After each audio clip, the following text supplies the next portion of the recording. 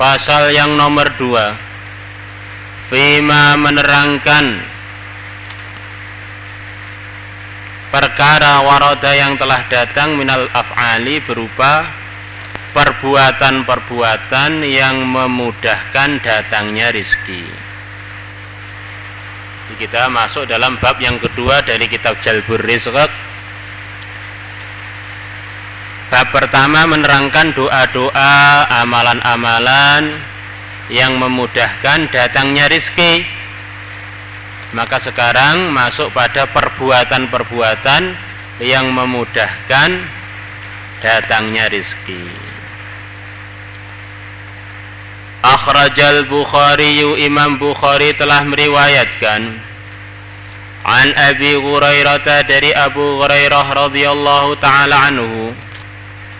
Qala, beliau mengatakan, qala telah bersabda Rasulullah sallallahu alaihi wasallam, man sarrahu, barang siapa membahagiakan dia, ayyubsatalahu, untuk diluaskan untuknya, fi rizqihi, dalam urusan rizkinya. Barang siapa senang untuk diluaskan rizkinya, au yungsa'alahu fi atharihi, atau diundur untuknya fi atharihi, dalam umur dia, umurnya dipanjangkan. Di antara maksudnya dipanjangkan, dibarokai, walaupun umurnya segitu juga tapi banyak barokah dari kehidupan dia. Falyasil, maka dia supaya nyambung, rahimahu, sanak kerabat dia, silaturrahim, menyambung hubungan baik dengan kerabat-kerabat. Rahim kita yang terdekat secara nasab adalah ayah ibu kita. Ini kata Ibnu Hajar Al-Asqalani, kurang lebih zawul arham ini maksudnya itu. Rahim itu maksudnya terutama ayah ibu, pertama kali ayah ibu. Kemudian yang kedua adalah maharim, mahram-mahram kita, saudara-saudara mahram kita, laki-laki ataupun perempuan, termasuk rahim. Termasuk juga paman-paman kita, bibi-bibi kita. Ini rahim yang paling dekat itu. Dan orang-orang yang pertama kali halal dengan kita, sepupu.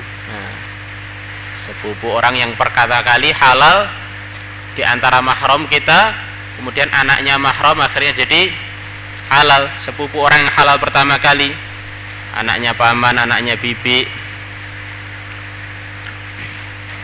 baik pun dari ayah atau ibu, ini termasuk rahim. Rahim-rahim yang terdekat.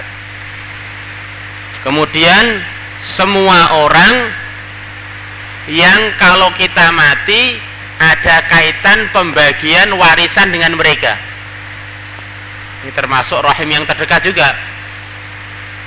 Ayah ibu, maharim, kemudian orang yang halal pertama, kemudian orang-orang yang kalau kita mati mereka dapat warisan dari kita.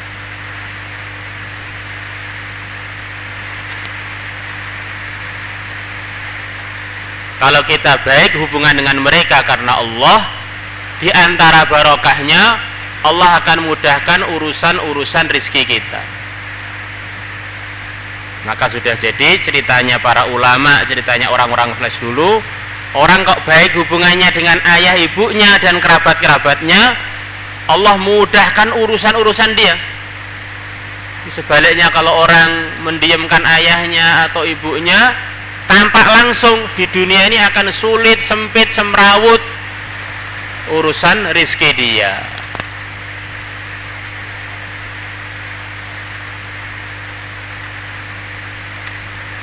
Wa akhraja Ibnu Majah telah meriwayatkan an Anas radhiyallahu taala anhu.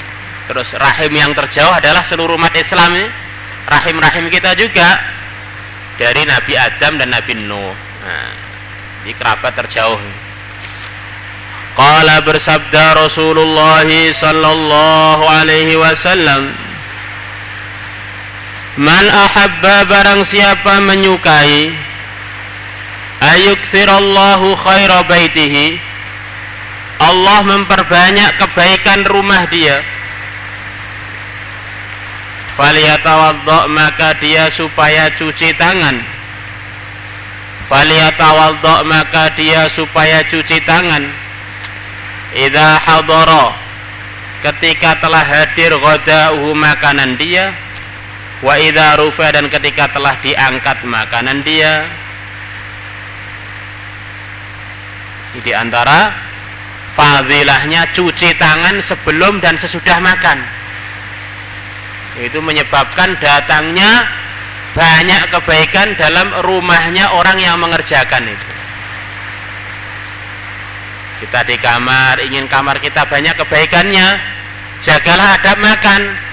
Cuci tangan sebelum makan, cuci tangan selepas makan, akan datang kebaikan-kebaikan. Orang ini ngamalkan sunnah, dapat pahala dan dapat barokah, dapat ridhonya Allah. Kalau orang nggak ngamalkan amalan-amalan arahan Nabi, mungkin sebagian nggak dosa, tapi dia akan rugi, macam-macam kebaikan akan terlewatkan, macam-macam kebaikan tidak dia dapatkan. Al-muradu, yang dimaksudkan bil wudu'i, dengan wudu di sini ini, ghuslul yadaini, adalah membasuh kedua tangan, silaturrahim, cuci tangan sebelum dan sesudah makan.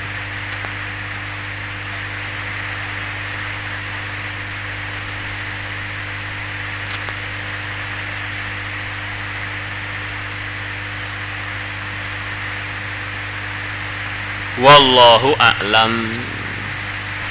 Takrar.